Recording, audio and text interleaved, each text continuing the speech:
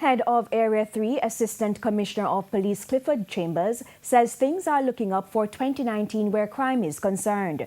ACP Chambers further boasted that the Manchester Police Division has recorded only 2 major crimes so far this year.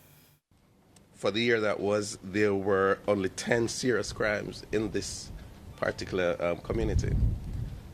Only 2 murders, and believe it or not, those 2 murders were domestic in its orientation. The ACP was speaking at a handing over ceremony in Rose Hill, Manchester earlier this week.